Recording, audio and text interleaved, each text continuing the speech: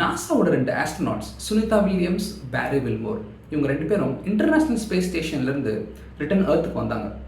அவங்க 10 நாள் வேலையாக தான் இங்கேருந்து போனாங்க. ஆனால் ஒரு சில டெக்னிக்கல் இஷ்யூஸ்னால அவங்களால 10 நாளில் திரும்ப வர முடியல. அவங்க 9 மாதம் கழிச்சு வர வேண்டியதாகிடுச்சு. ஸ்பேஸ் எக்ஸோட ராக்கெட் ஏன் யூஸ் பண்ணுறாங்க தெரியுமா?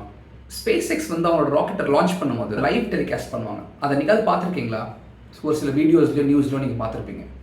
அதோட ராக்கெட் பூஸ்டர்ஸ் அது ராக்கெட்லேருந்து பிரிஞ்சு மெதுவாக சினிமேட்டிக்காக ஸ்லோ மோஷனில் லேண்ட் ஆகிற வீடியோ மோஸ்ட்லி எல்லாருமே பார்த்துருப்போம். பட் ஏன் ஸ்பேஸ் எக்ஸ் அது பண்ணுறாங்கன்னு தெரியுமா? ஒரு பெரிய ராக்கெட் லான்ச் பண்ணும்போது அதில் 3 விஷயம் இருக்கும்.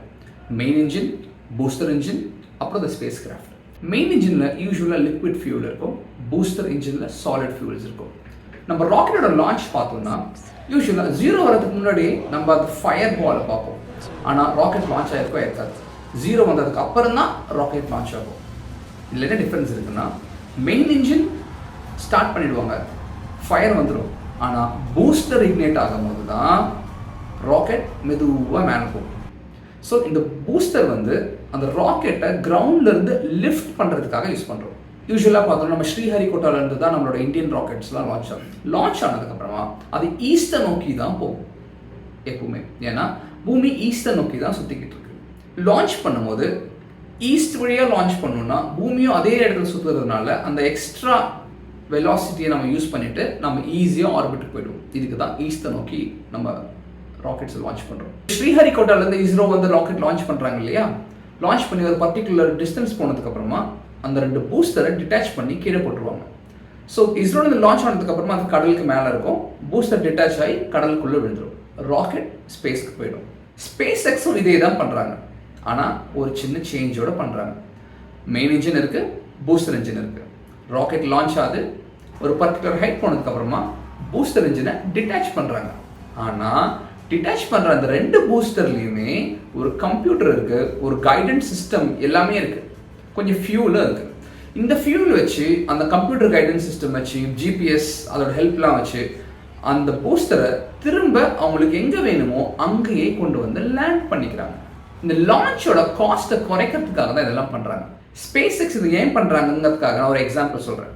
ஒரு 200 பேர் சேர்ந்து சென்னையிலேருந்து ஃப்ளைட் புக் பண்ணி மும்பைக்கு போகணும்னு நினைக்கிறாங்கன்னு வச்சுக்கோங்க. 200 பேரும் ஃப்ளைட் டிக்கெட் புக் பண்ணுறாங்க. ப்ரைஸ் எவ்வளோ இருக்கும்? ஒரு 7,000 rupees to 10,000 rupees இருக்கும் ஒரு டிக்கெட். ஃப்ளைட் டேக் ஆஃப் ஆகுது, மும்பையில் லேண்ட் ஆகுது. திரும்ப என்ன பண்ணுவாங்க? அந்த ஃப்ளைட்டில் கொஞ்சம் செக்கிங் மெயின்டெனன்ஸ் வேலையெல்லாம் பண்ணிவிட்டு திரும்ப அந்த ஃப்ளைட் மும்பையிலேருந்து சென்னைக்கோ இல்லை வேற ஒரு இடத்துக்கு போகிற மாதிரி இருக்கும். அதே ஃப்ளைட்டில் மறுபடியும் 200 பேர் டிக்கெட் புக் பண்ணுவாங்க, வேற ஒரு டெஸ்டினேஷன் லேண்ட் ஆவாங்க. இதே மாதிரி இந்த ஃப்ளைட்டை நிறையா தடவை யூஸ் பண்ணுவாங்க. அதனால தான் ஃப்ளைட் டிக்கெட் 8,000 to 10,000 rupees இருக்குது. இன்னொரு சினாரியோ, ஒரு ஃப்ளைட் இருக்குது.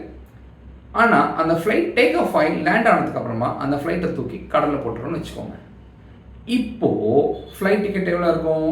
8,000 rupees இருக்குமா, இல்லை 8 lakh rupees இருக்குமா? ஐ திங்க் 8 lakh rupees-ஓட ஜாஸ்தியாகவே இருக்கும். ஒரு தடவையும் ஃப்ளைட்டை யூஸ் பண்ணிட்டு கடலில் போடுற மாதிரியான ஆப்ஷன் இருந்துச்சுன்னா ட்ராவல் காஸ்ட் ரொம்ப ஜாஸ்தியாக இருக்கும். ஸ்பேஸ் எக்ஸ் அந்த ஃப்ளைட்டை யூஸ் பண்ணுற மாதிரி தான் இந்த பூஸ்டர்ஸை திரும்ப யூஸ் பண்ணுறாங்க. இப்படி திரும்ப யூஸ் பண்ணுறதுனால அவங்களோட டோட்டல் காஸ்ட் ஆஃப் ஃப்ளைங் ரொம்ப கம்மியாயிடும். ஒரு தடவை ஒரு ராக்கெட்டை லான்ச் பண்ணி அதோட பார்ட்ஸ் எல்லாம் கடலில் போட்டுறோன்னு வச்சுக்கோங்க. அப்போ அதோட ராக்கெட்டோட ட்ராவலிங் காஸ்ட், யூசேஜ் காஸ்ட் ரொம்ப ஜாஸ்தியாக இருக்கும். அதுவே எதெல்லாம் ரீயூஸ் பண்ண முடியுமோ அதை திரும்ப எடுத்து நான் ரீயூஸ் பண்ணிகிட்டே இருந்தேன்னா, 10 தடவை போகும்போதோ இல்லை 20 தடவை போகும்போதோ யூஸ் பண்ணிகிட்டே இருந்தேன்னா என்னோட டோட்டல் காஸ்ட் அந்த 20 தடவையும் ட்ராவல் பண்ணும்போது இருக்கிற காஸ்ட் பார்த்தீங்கன்னா ஆவரேஜாக எடுத்து பார்த்தா கம்மியாக இருக்கும். ஸ்பேஸ் ஃப்ளைட்டோட காஸ்ட்டை குறைக்கிறதுக்காக தான் ஸ்பேஸ் எக்ஸ் அவங்களோட பூஸ்டர் இன்ஜின்ஸை ரீயூஸ் பண்ணுறாங்க. இது ராக்கெட் இண்டஸ்ட்ரியை மாற்றிடும். இதை ஃபஸ்ட்டு ஸ்பேஸ் எக்ஸ் தான் பண்ணுறாங்க. ஆனால் இன்னும் ஒரு 15-20 இயர்ஸில் நிறையா கண்ட்ரீஸ் இதே மாதிரியான டெக்னாலஜியை யூஸ் பண்ணலான்னு இருக்காங்க, இன்க்ளூடிங் இந்தியா.